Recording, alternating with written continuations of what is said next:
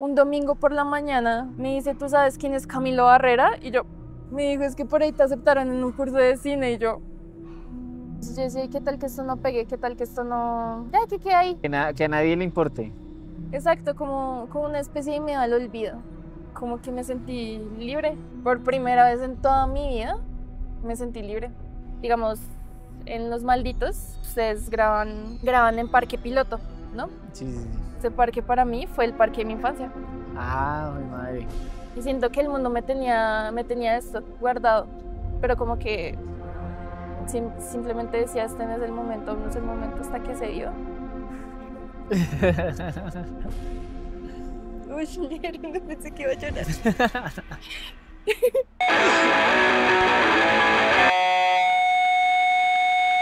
Hola a todos, bienvenidos a este nuevo capítulo del podcast El viaje del héroe. En esta oportunidad tenemos a Saray Vargas. Saray es una de las directoras de la selección oficial de ficción del Festival de Cine Comunitario 2025 de Suba.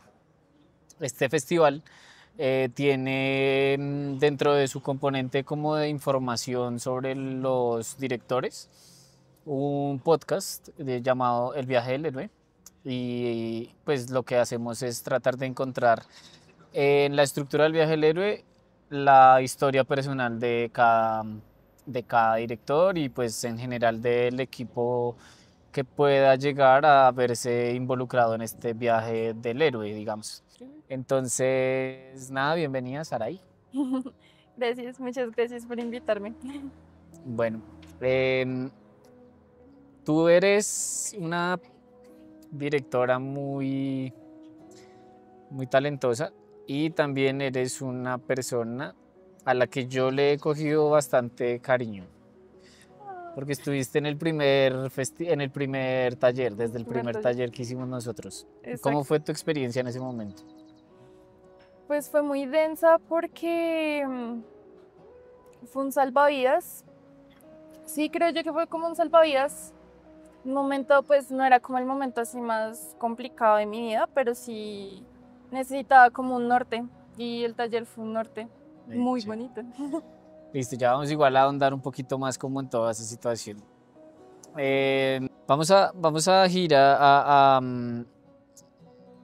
a identificar en el viaje el héroe de 11, que es tu cortometraje de la categoría de ficción. Ujú. Vamos a identificar dentro de este corto, dentro de esta historia detrás del corto, que en realidad es lo que nosotros vamos a centrarnos, no realmente en el corto en particular, la historia del corto me refiero, sino la historia detrás del corto, cómo se hizo y todo eso. Ahí vamos a centrarnos en las diferentes etapas del viaje del héroe. Entonces, yo quiero que para pasar a la primera etapa, que es el mundo ordinario, ¿cómo era tu vida eh, antes de que en tu realidad apareciera la posibilidad de crear Once? ¿Cómo era tu vida? ¿Qué estaba pasando en ese momento? Cuéntanos sobre tu vida en ese momento. ¿Cuál era tu mundo ordinario? Pues mi mundo ordinario en ese momento, pues yo siento que era muy sencillo, no hay como gran cosa porque digamos, yo estaba recién graduada de bachillerato del colegio, como que estaba buscando qué ponerme a hacer y digamos que mi meta era estudiar de una universidad, estudiar cine, pero pues digamos que no estaba como muy animada, ¿sabes? Mi vida era como muy normal, estaba bien con mi familia, tenía una pareja en ese momento y todo estaba relativamente bien. Pues era como, o sea, no había gran cosa, pero sí quería como buscar algo. O sea, como que me hacía falta algo que me impulsara a seguir. Pues lo que te digo, desde chiquita me han inculcado mucho el arte. Me encanta pintar, dibujar. Pero pues sí creía que para mí era importante encontrar algo en lo que primero fuera muy buena y segundo que me hiciera sentir feliz con lo Sí. que hago. Eh, en nuestra segunda etapa, que es el llamado a la aventura, sabiendo que un llamado a la aventura por naturaleza tiene que existir la posibilidad para el héroe de que tome una decisión u otra. O sea, es casi que se le plantea una Y en su camino. Ok.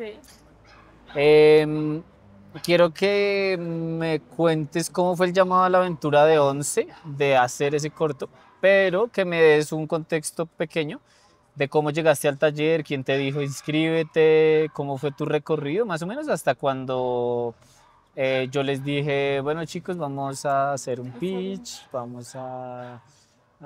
tienen que traer historias y las historias muy probablemente van a ser filmadas. ¿Cómo fue tu llamado a la aventura desde que, eh, también desde que se te planteó la idea de estar en el taller?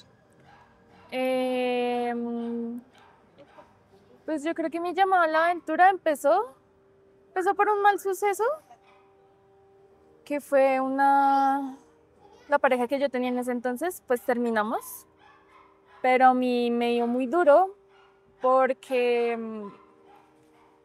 pues eso digamos que era como algo muy importante para mí. Y digamos que era la única forma en la que yo salía, convivía con otras personas. Y pues que ya no estuviera eso, me dolió bastante. Aparte de que pues también en ese momento pues no estaba estudiando, no estaba trabajando. Entonces yo recuerdo muy bien que mi tía muy bonita me mandaba como cursos, cosas, me mandó un montón de vainas, cosas de maquillaje, cosas así, cosas que me gustaron. Ella me conoce muy bien.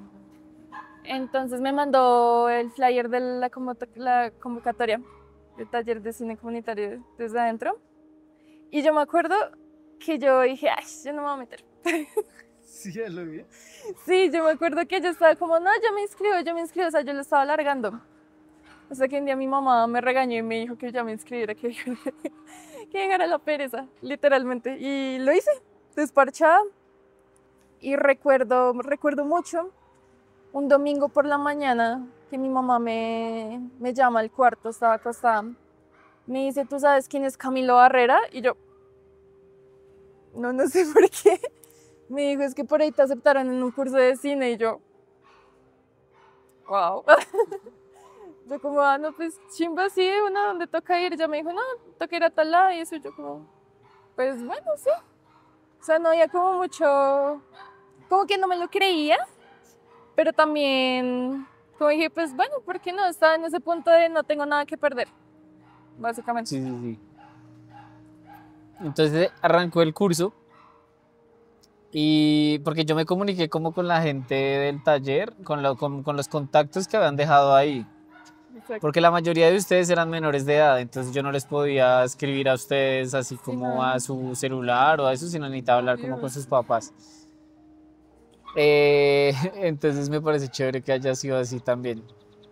O sea, pero ¿por qué procrastinabas tanto la inscripción? ¿Había algún miedo ahí? ¿O qué había? Pues es que yo siempre he sido una persona muy perezosa y muy procrastinada.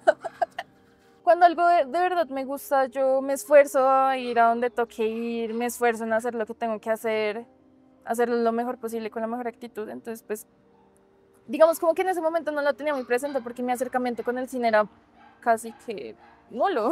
O sea, películas y ya, ver películas y ya. Entonces, sí, yo tiendo a ser muy procrastinadora a veces, pero pues el impulso de mi familia, creo que fue lo importante, como que me vieron un poco mal en ese momento y me impulsaron De como a chévere. hacerlo. ¿Y cómo nace la historia de Once? Ush. Pues bueno, al principio yo se lo iba a tratar como ya una persona que es, o sea, una relación que se rompe y ya se va por lo que me había pasado antes, ¿no? Pero mira que hay algo chévere y es que yo siento que ya escuchándote, yo siento que tu llamado a la aventura fue el taller y no el corto, sino el taller era El tu taller llamado a en la sí, aventura. sí, Entonces igual mantengámoslo ahí un momento. Después del taller, y aquí ya mezclamos dos, por eso decía que a veces uno puede mezclar las etapas, y en este momento había eso, y había un llamado a la aventura para inscribirte en un taller Sí. de cine comunitario que yo estaba dando el año pasado, a comienzo de año, que se llamaba Taller de Cine Comunitario, Cine desde Adentro. Ujú.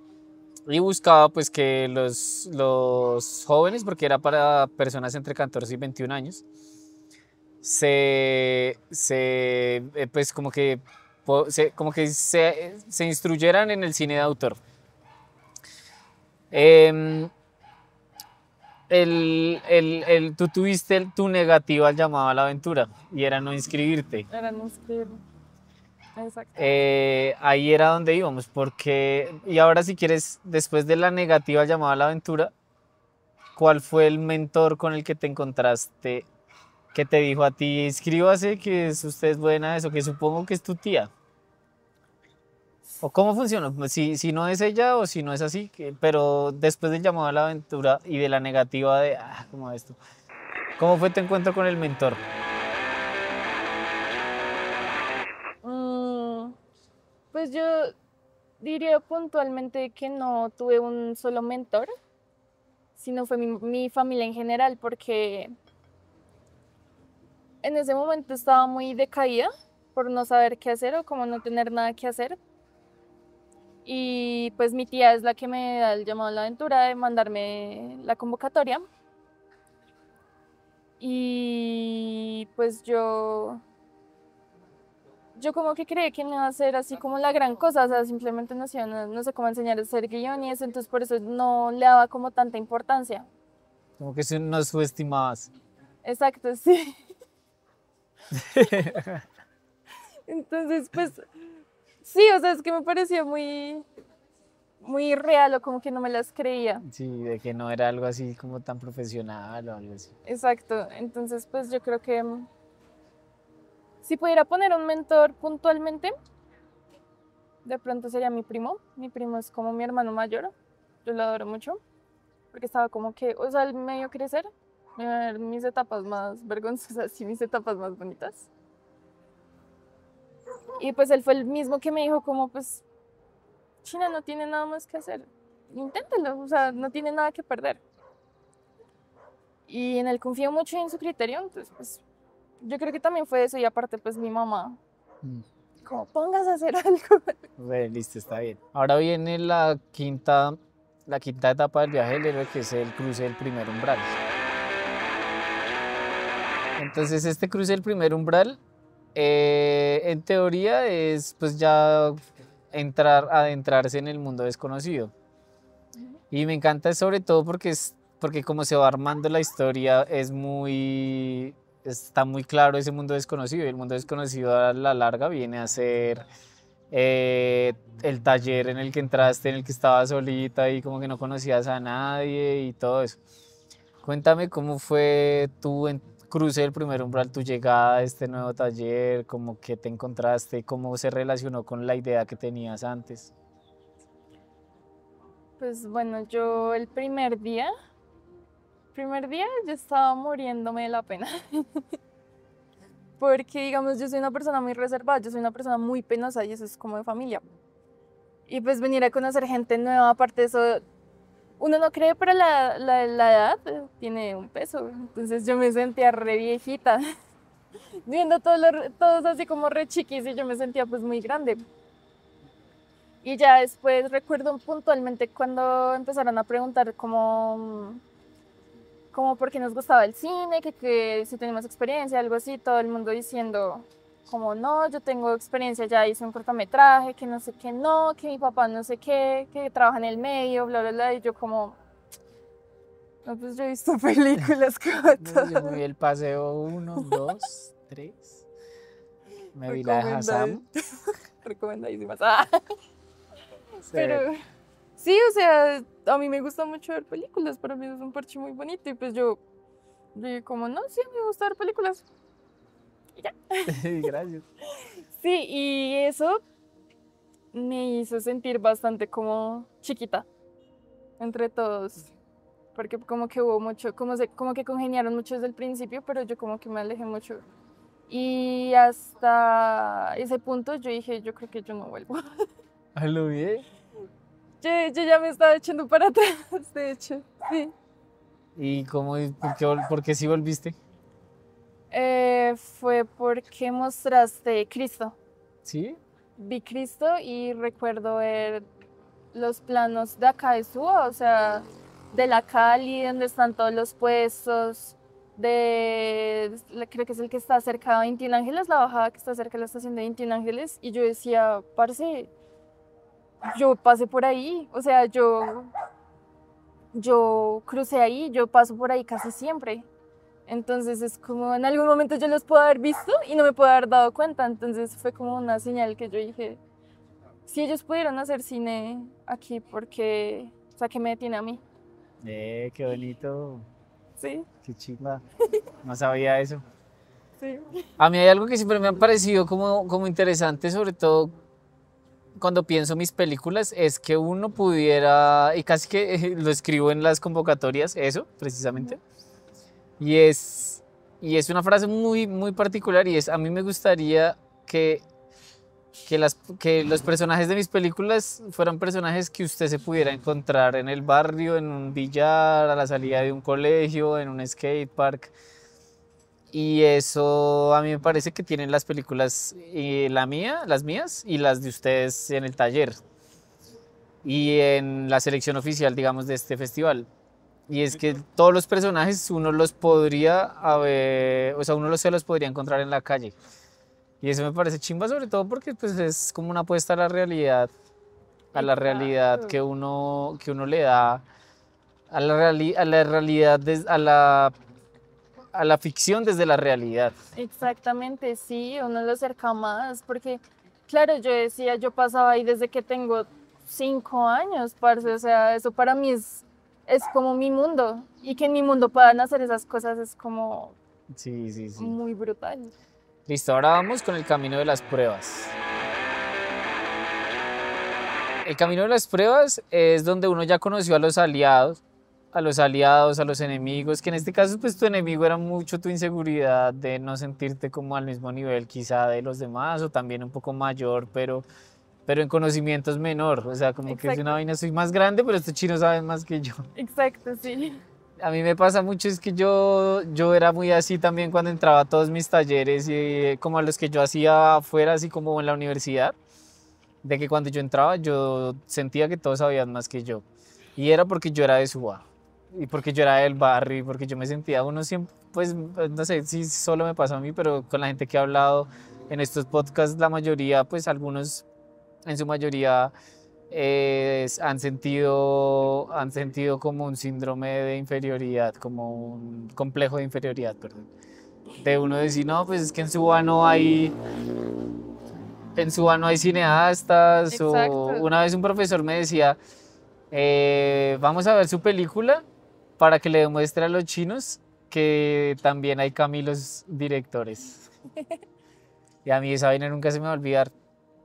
Porque es demostrar eso, es como yo no me llamo Quentin, Yo no sé no me cuánto, llamo David, no me llamo Stanley. no me llamo Stanley, mi apellido es un apellido boyacense, o sea, es normal, marica. Sí. Qué chimba eso. A mí eso me parece lo más valioso de estos procesos.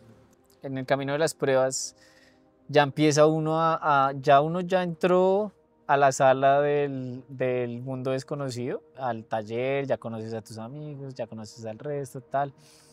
Pero ahora ya el camino de las pruebas es cuando ya empiezan a pasar cosas en este mundo desconocido. Ya es donde ya llego yo y empiezo a decirles, bueno chicos, ahora tenemos, esto es un taller, pero vamos a hacer 3 cortos al final y tenemos que inventarnos una historia o 3 historias o cada uno tiene que empezar a trabajar en estas historias.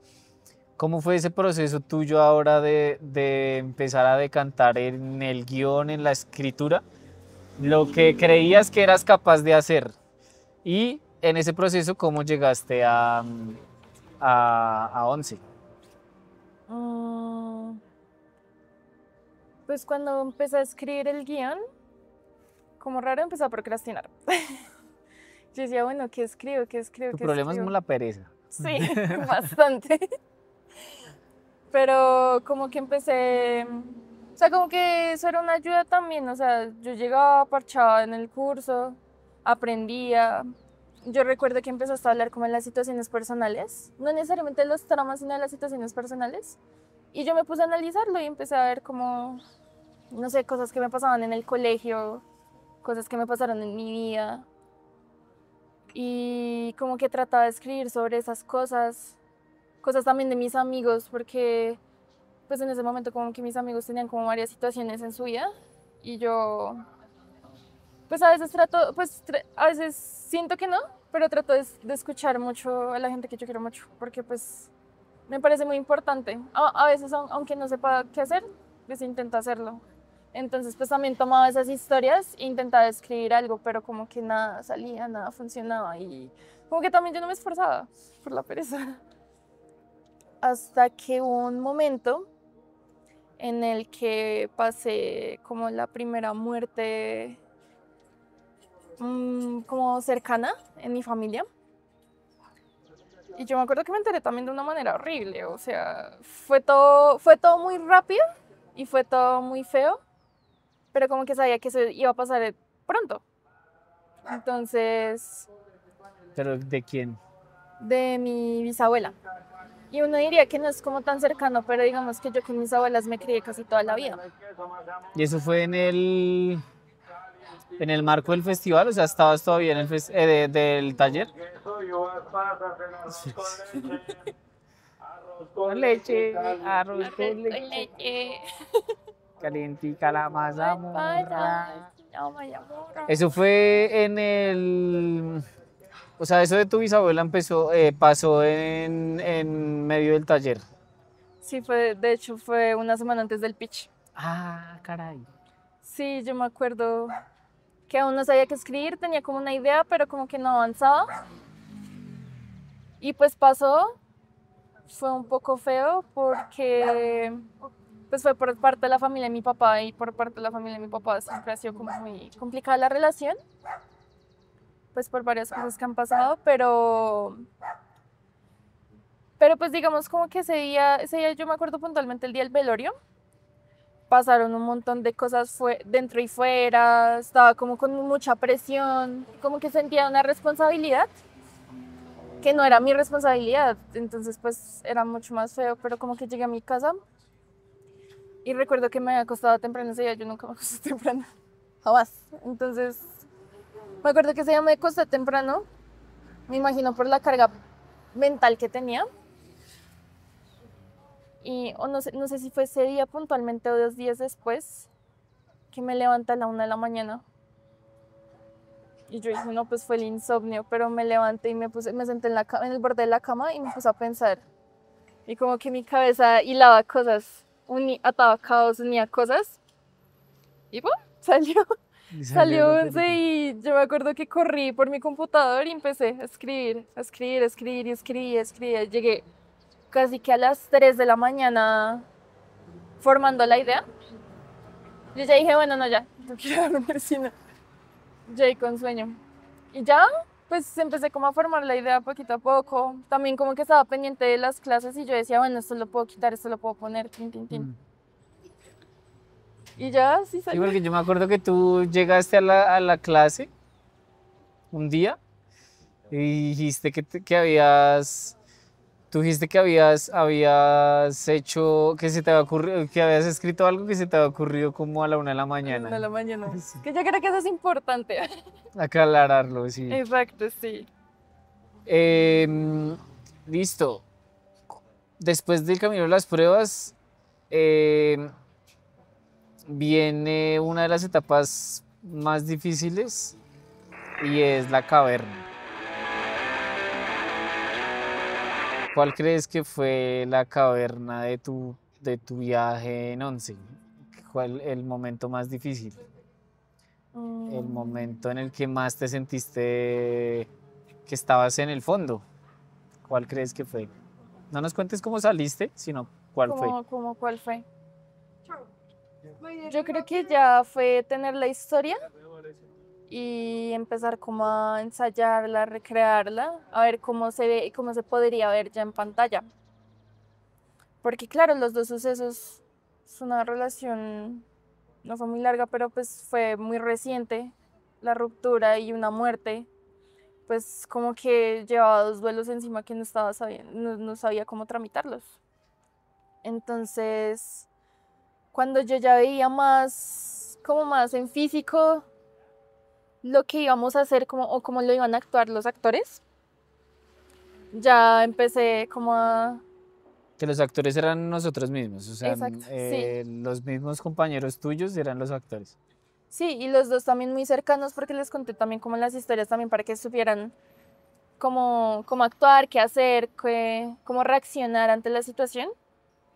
Entonces ya ver eso un poco más en forma, más en vivo y directo, era básicamente revivirlo.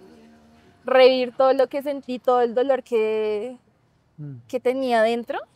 Y, y fue muy duro porque, digamos, yo soy una persona muy expresiva, muy emocional. Entonces si algo me hace llorar, lloro. No me importa el espacio, lloro y lo saco. Entonces, claro, yo veía cuando ya los actores empezaban a recrear la escena como más pesada, yo tenía que salirme al baño a llorar para soltarlo, porque si no, ¿Pero en los ensayos o en la escena, en los, en el en rodaje? los ensayos de la escena como tal, en los ensayos ahí yo era Ya como que yo, vengo. ya, y si no podía como, ya vengo, ya vengo. Y se marchó. Sí, a mí hay algo con esa historia y también esto va a otra pregunta, es cómo hiciste, pues tú ya dices que te salió en una noche y tal, pero cómo hiciste o por qué, o mejor dicho, si fue consciente o inconsciente la idea de mezclar una muerte que era como la de tu abuela con una pérdida que era amorosa, que era como la con la que estabas como lidiando en ese momento. Y convertirlo en una sola historia, y es la muerte de un amor. O sea, lo convertiste en eso. Sí. ¿Cómo llegaste a eso? ¿Consciente, inconsciente? ¿Cómo fue el proceso? Pues yo creo que inconsciente, la verdad, siento que hay cosas que tienen que pasar y eso tenía que pasar. Tanto la ruptura como la muerte, como el momento en el que las dos cosas se unieran para crear una historia. Yo siento que tenía que pasar en mi vida para... O sea, ¿tú crees que te llegaron? Sí, me Te llegaron. llegó y ahí así como te llegó, lo escribiste. Sí, sí, así puntualmente como me llegó, como que lo pasé, lo que hice fue unir las ideas y se dio. O sea, eso se dio muy naturalmente, ¿sabes? Sí. ¿Qué es eso? A mí me parece que hubo algo muy chévere esa vez. Y fue algo como que a mí me conmovió el resto y fue que como que tú te quebraste cuando hiciste el pitch, que te pusiste a llorar. Y a mí eso me pareció muy áspero porque yo también soy muy llorón y a mí eso me conmovió particularmente ese día. O sea, yo también me puse a llorar. O sea, como que me dio un nudo en la garganta y se me llorosearon los ojos. Que es como lo que siempre me pasa cuando me conmueve algo y no puedo llorar. Como que de todas maneras los ojos les vale verga y empiezan a salir así como... Sí, Sí, a mí eso me pasó ese día y es algo muy, muy áspero, sobre todo es que con ese corto pasa algo y es que el día del pitch tú te pusiste a llorar, pero el día del rodaje como que, como que se sintió eso en la escena y el día de la proyección todo el mundo también se puso a llorar, pero eso ya ahorita vamos más para allá. sí. Eso es lo que me parece, como que quería resaltarlo, es porque el proceso ha sido como que se ha mantenido la esencia del corto en todas las etapas. Exacto. ¿Alguna vez tuviste miedo de ya en el rodaje y en el proceso o de equivocarte o de que saliera mal o de que no fueras capaz o algo así?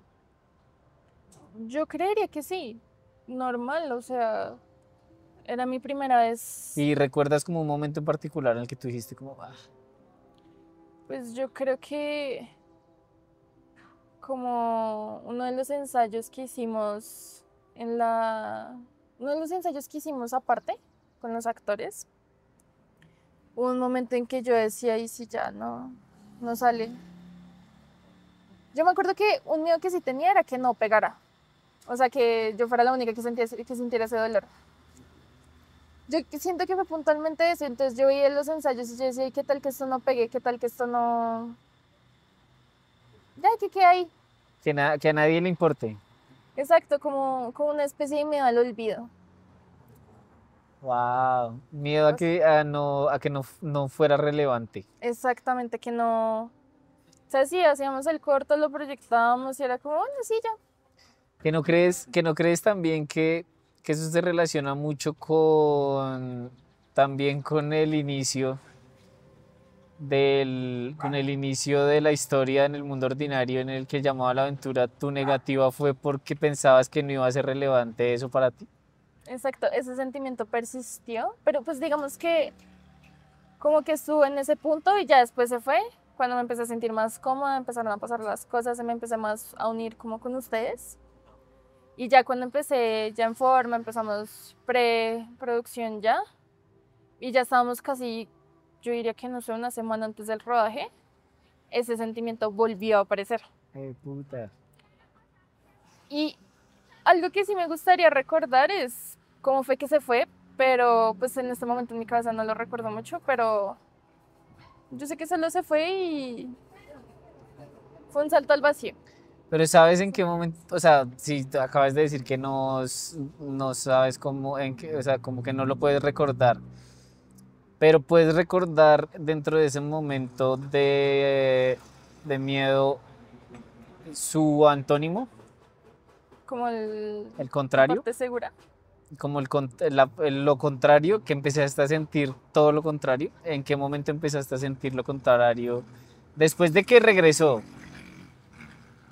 ¿sabes? ¿Te recuerdas un momento en particular, una escena o un momento con tus amigos o en el rodaje o después del rodaje en el que sentiste lo contrario? O sea, que ya no sentías esa inseguridad de que no fuera a valer la pena, sino que sentías todo lo opuesto. Pues siento yo que fue un día antes del rodaje. Yo me acuerdo que ese día no fue tanto una clase, sino fuimos más relajados, parchamos, jodimos, molestamos mucho. Y como que por primera vez me sentía segura en un lugar. Ya que cuando estábamos afuera que nos pusimos a llorar. Sí que nos pusimos todos emotivos. Como raro nosotros. Que nosotros sí chillamos en ese taller. Sí. Y digamos que algo que yo siempre he pensado es que a mí me cuesta mucho tener amigos. Amigos tan que perduren tanto. Entonces, pues por primera vez yo me sentía segura siendo tal cual soy, porque también está la presión de ser alguien para encajar. Mm. Eso creo que es algo que uno siente, o sea, que uno en su adolescencia siente mucho. Y que uno lo hace por Entonces, naturaleza, o sea, casi que exacto, uno no lo piensa. Uno a veces ni siquiera quiere incomodar, ni siquiera es como encajar, es incomodar. incomodar. Es como que uno se adapta a otra cosa que no es para no incomodar al líder o de alguna forma como a lo que uno quiere, ¿no? A lo que uno aspira. Sí, claro, yo siento que es eso. O simplemente también para gustarle a alguien, porque eso también me ha pasado. Entonces, hice muchas cosas que traicionaron mi autenticidad. Y eso es un dolor, eso es como un daño que se hace a uno mismo muy feo. Es algo muy horrible. Sí. Pero cuando ya encuentras a las personas que te aceptan tal cual son, con tus chistes rancios, con tu humor flojo, con tus llantos inesperados también, y con tus comentarios súper random, pues como que tú te sientes, como que tú no te la crees. O sea, de verdad, tú no dimensionas que eso es real, que eso está pasando, que por fin encuentras tu lugar. Qué bonito. Bueno, y después de esta noche oscura del alma y la caverna, ¿cuándo fue el momento de la resurrección? Digamos que pues como la naturaleza del concepto es revivir después de morir. ¿De acuerdo? ¿Qué murió de ti y de qué forma resucitó? Sí, resucitó, renació. ¿Qué tuvo que morir de ti para que naciera otra cosa? Pues para ponerlo como en un momento en específico sería el día del rodaje. Siento que ese día en mí murió. Ush, no sé. Siento que ese día en mí murió como ese mundo el cual me acostumbré a habitar. Ese mundo en el que no encajaba, en que sentía que yo, o sea, que como que mi personalidad y mi ser no era muy relevante para el mundo. Ese día murió como esa sensación de decir que no iba a ser especial, tal vez, o bueno, no necesariamente especial, sino no iba a ser algo importante, algo que tuviera peso, no tanto como para el mundo, sino para mí. Y ese día nació como ese impulso de ok, esto me está saliendo bien, esto me gusta, esto está chévere. ¿Y recuerdas después de qué escena o después de qué momento? ¿O Las con cuál momento? de, de la última escena. Me acuerdo que las últimas tomas no las pude ver porque estaba llorando, como raro. Y yo me acuerdo que mis amigos me abrazaban, están muy pendientes de mí, pero yo no paraba de llorar, yo no paraba y digamos que cuando yo lloraba mucho a mí no me gustaba, porque yo ya sentía que había un punto en que ya la gente era como, ay, sí, ya, Ay, cálmate. caray. Otra vez tú. Literal, yo me sentí así, pero por ese momento como que me sentí libre. Por primera vez en toda mi vida me sentí libre. Y cuando ya fue mi primer fuera del aire. El primer fuera del aire, muchachos, así grito la emoción. Como que sí me sentí viva. O sea, sí me sentí como viva por primera vez. Que fue después de que quemamos la La corona. exactamente. Después, justo de eso, ya cuando ya dijimos, bueno, ya terminamos fuera del aire. Y todo el mundo vi como todo el mundo se ponía feliz, como todo el mundo se abrazaba, como todo el mundo me decía a mí que lo hice bien. Cuando yo sentía que no era así, pues fue muy bonito. Qué reáspera. Fue demasiado bonito y siento que ahí nací otra vez. En general, en varias cosas creo que nací ahí otra vez. Wow. Y es que también era un velorio. O sea, lo que estábamos grabando era un velorio, no era un nacimiento, era una muerte. Exacto, entonces yo sí siento que también ese velorio fue ayudarme a cerrar un capítulo de mi vida para comenzar uno nuevo. ¿Tú crees que algo se quemó ahí con esa corona? Sí, yo creo que ahí se quemaron gran parte de mis miedos, gran parte de esa necesidad de querer buscar la aprobación de la gente. Ese miedo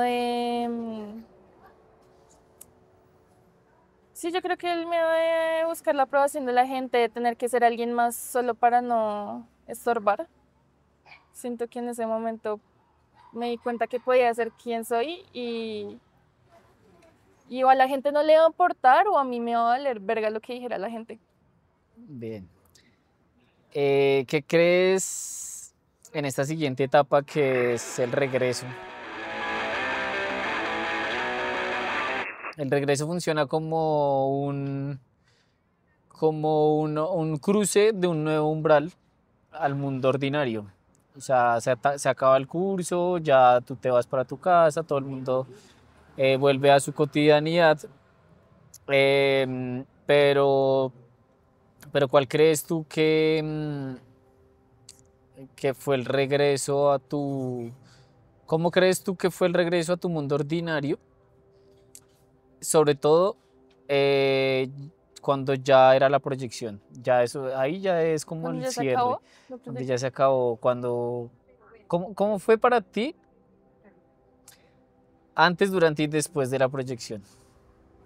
bueno, antes estaba muy emocionada, pero estaba llena de nervios mal. Porque claro, mi familia, o sea, el escepticismo que yo tengo también fue por parte de mi familia, porque mi familia no creía que fuera a llegar a tanto. O sea, que el impacto no fuera tanto. Entonces, pues obvio, yo estaba muy nerviosa ese día porque pues iba a ver las caras de ellos. Digamos que pues el último, o sea, como que ese año para atrás también hubo como varios acontecimientos, por decirlo así, pesados en mi familia, incluyendo muertes y eso. Entonces, pues digamos que también me preocupaba que les afectara mucho o que pensaran que lo hice por eso. Mm, pues así me sentía como con muchos nervios antes. Ya durante es una chimba, parce. O sea, lo que tú me has dicho siempre, ver a la gente como expectante o como emocionada por ver algo que tú haces es adictivo. Sí. Es muy adictivo. Entonces recuerdo ver a todos en la fila, como que muy concentrados ya casi en el final. También recuerdo que fui con amigos y cuando escucharon Fractal, pues fue como muerte total para todos, marica. O sea, la letra, ni siquiera porque conocieran la banda, porque conocieran la canción, sino que la letra lo decía todo. Sí, La letra lo decía absolutamente todo. sí, marica, a mí esa escena me vuelve de mierda, güey. A todos. A mí, yo no sé por qué, yo siempre te lo he dicho, a mí ese corto es de los cortos que lo puedo ver 1000 veces y las 1000 veces me va a hacer llorar. O sea, es como que a veces yo me cago en la risa cuando estoy viéndolo, pero como un mecanismo de defensa. Es como que yo digo, ya Sí. va a empezar a llorar esta gente. A mí algo me pasó particularmente ese día y es que ese día sí sentí que mucha gente estaba llorando mucho. Sí, se sentía una energía así. O sea, en ese momento, con esa parte, con esa escena. ¿Tú cómo crees que igual lo tomó tu familia ya una vez estaba viendo el corto y se terminó el corto también? ¿Cómo crees que lo tomó? No, locura total. Emoción, mucha emoción. Sí, demasiado, porque.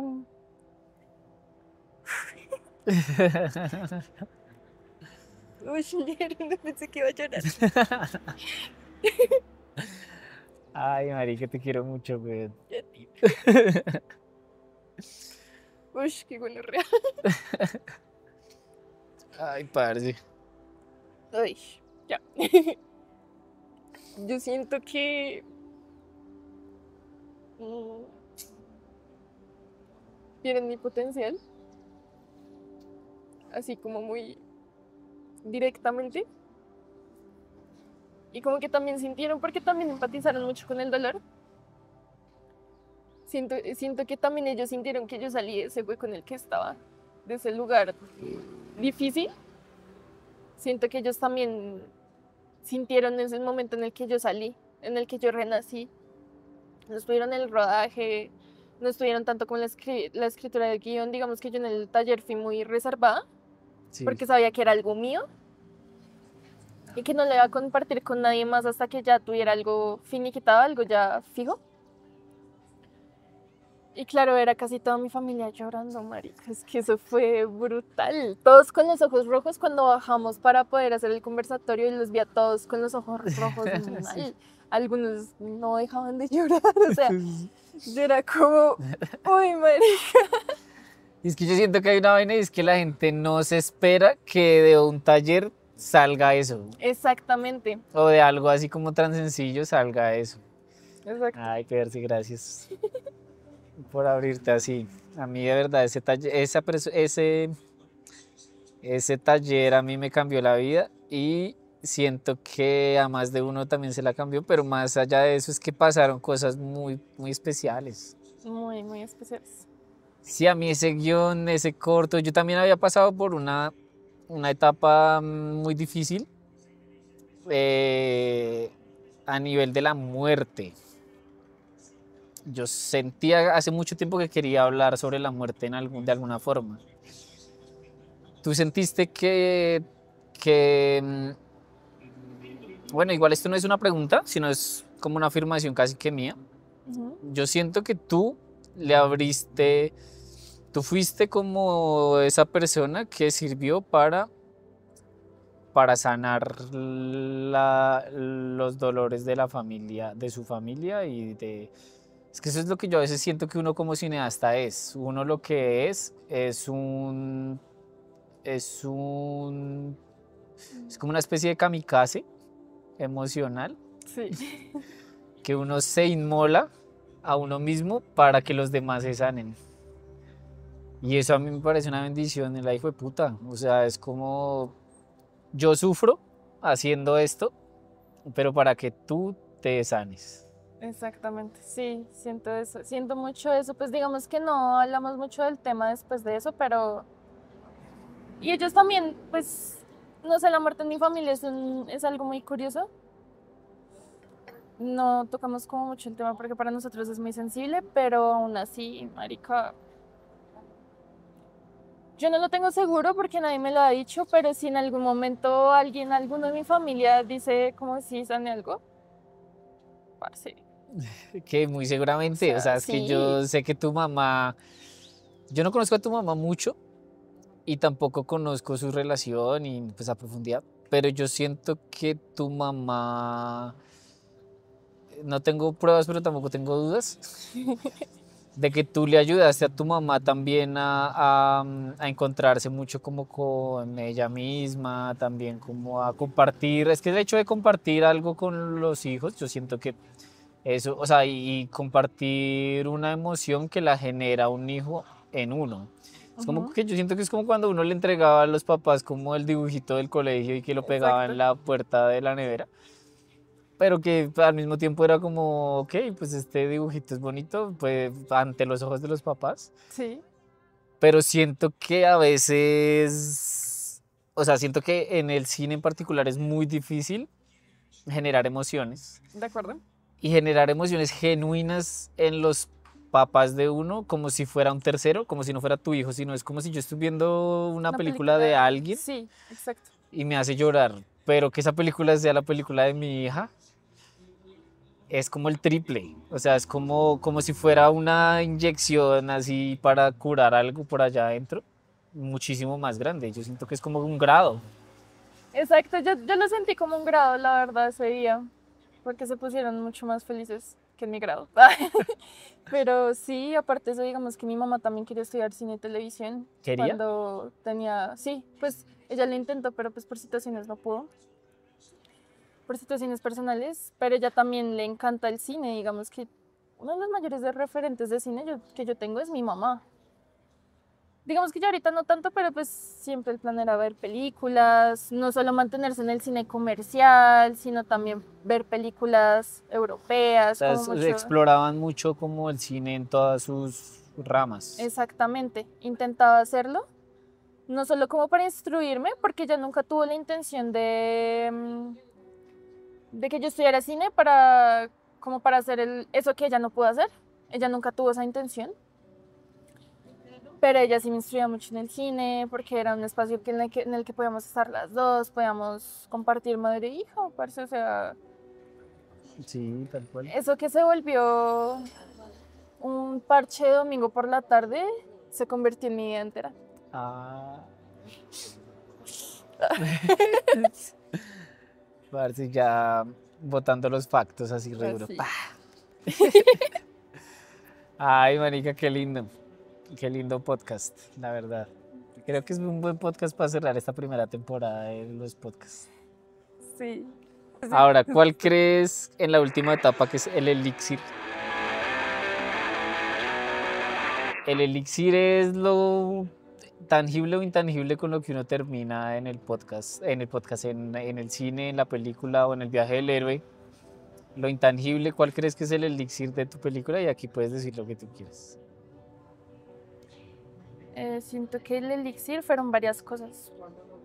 Digamos, el elixir fue empezar a trabajar en mí, porque hay muchas cosas que, pues como fallas que uno tiene, o sea, de malas decisiones que uno toma, de momentos difíciles que uno tuvo en su vida y de esas decisiones que uno tomó que le causaron como traumas o como heridas profundas. Entonces, el cine en general, mi película me dijo, marica, usted puede ser mejor, parce, usted puede ser mejor persona con su familia, con sus amigos, con su equipo, puede ser mejor persona y digamos que ya no lo veo solo para contentar a la gente que amo, si no lo veo también es por mí. Mi tranquilidad, más que todo. Yo creo que también un elixir fue mi tranquilidad.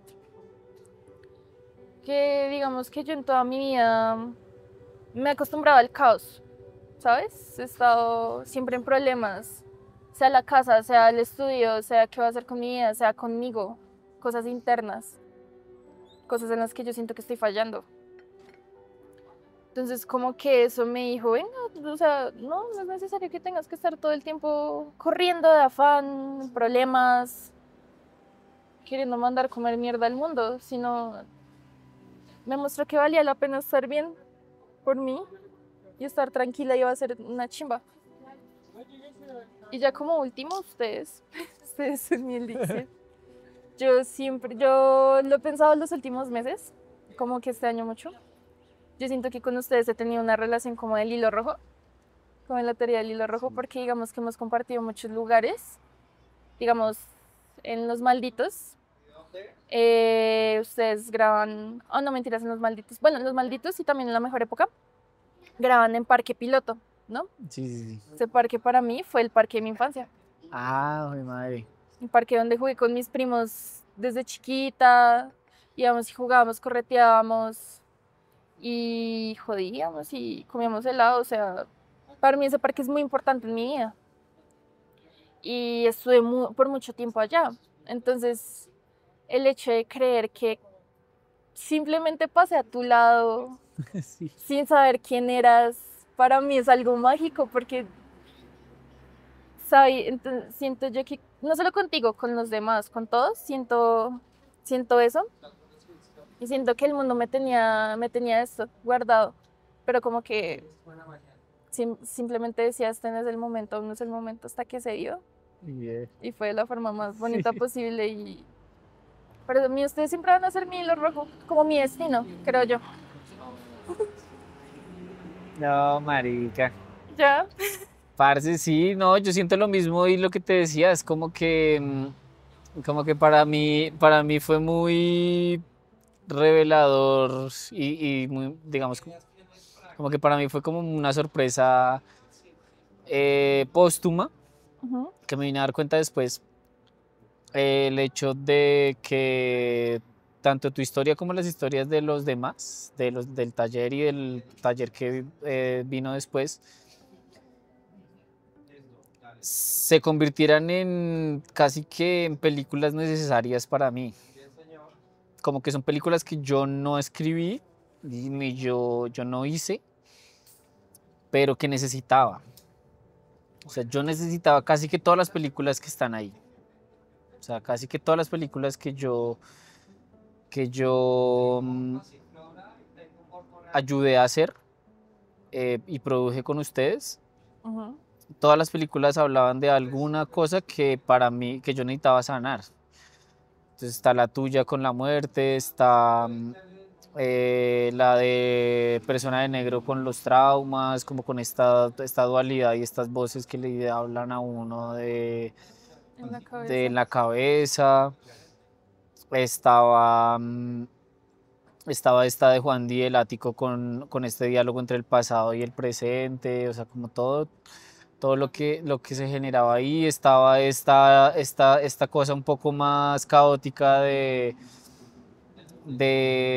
los topos, que es como una vaina más de acción, Bueno, presión social de también. presión social, de todo lo que a mí me pasó en la adolescencia. O sea, es que a la larga eso es lo que ocurre mucho, sobre todo con el cine de autor, el cine comunitario, y es encontrar eso que a uno le incumbe, pero en los otros. O sea, uno encuentra eso en los demás y cómo los demás, cómo existe una comunicación entre lo que para los demás le importa, lo que le importa a los demás. Y por ejemplo, poniendo de ejemplo tu corto, a ti te importaba ese tema en particular y te afectaba un montón porque siempre que lo hacía, que lo hablabas, llorabas y se sentía como esa presión en el pecho.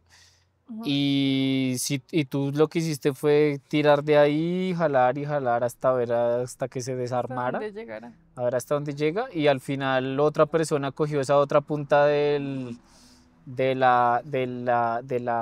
hilo y empezó a tejer algo de ahí y se convirtió en una comunicación entre tú con tu corto y lo hemos visto en las proyecciones de ahorita, Exacto, sí. que casi siempre la gente habla mucho de tu corto desde ese sentido de como visceral, como marica me dolió.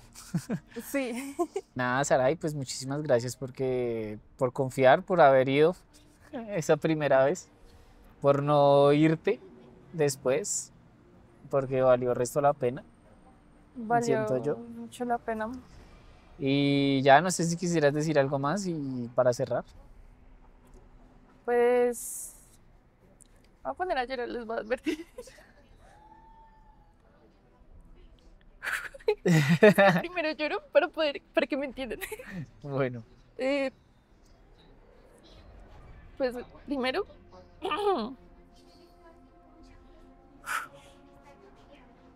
dar gracias a ti. ay, Pero por ello. ay, no, Kiki tan linda. Ay, qué gonorrea. Primero a ti por tenerme feo.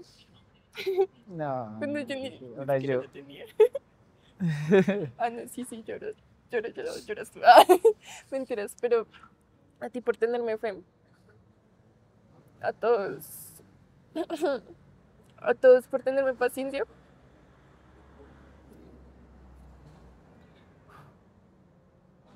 Sé que no soy una persona fácil, pero me estoy volviendo una persona un poco más tranquila gracias a ustedes. Acá lo bien me salvaron la vida, pero... Uy. Y nada, marica, pues creo que esto queda como enseñanza de toda mi vida de que no hay que rendirse, weón. No hay que rendirse con nada en esta vida, hay que luchar. Pararse re duro contra el mundo y hacer las cosas, weón. Sí. Siento que es eso, es no rendirse. Y si estás al lado de las personas con las que vale la pena no hacerlo, vamos, o sea, uno llega lejos. Y yo sé que eso va a pasar y vamos a llegar muy lejos. Bueno, yo sé que sí. Ya estamos haciéndolo y pues sobre todo pues también a ti por abrirte de esta forma con nosotros, por confiarnos mucho de tu historia y tu vida y tu proceso y pues con nosotros siempre vas a contar porque pues somos los verdaderos films. Ay, gracias, bebé. De verdad te quiero mucho. Yo también te quiero mucho. Y a ustedes pues gracias por ver este podcast, por todo lo que nos han apoyado en este festival. A mí me parece que no me apoyan solo a mí, que eso es lo más importante, sino pues apoyan historias como la de Saray, apoyan cineastas nuevos, apoyan historias que pueden ser también como la suya y eso a mí es lo que más me parece bonito del cine comunitario y es encontrarnos todos en espacios en los que de otra forma no podríamos reconocernos como de que todos vivimos historias parecidas y que el cine nos puede sanar. Eso es algo como que yo siento que es de recalcar y de resaltar siempre y es que el cine sana y el cine lo puede a uno ayudar a exteriorizar todos sus traumas y los problemas pues, que uno necesita sacar, ya sea uno o los demás. Entonces síganos en Fescom Raya el Piso Suba, que vamos a seguir subiendo los demás podcasts, que en este momento terminamos esta primera temporada con Saray, pero que muy probablemente vamos a seguir sacando porque nos hemos dado cuenta de que estas historias hay que contarlas y seguirlas viendo y seguirlas escuchando desde sus héroes en este viaje del héroe.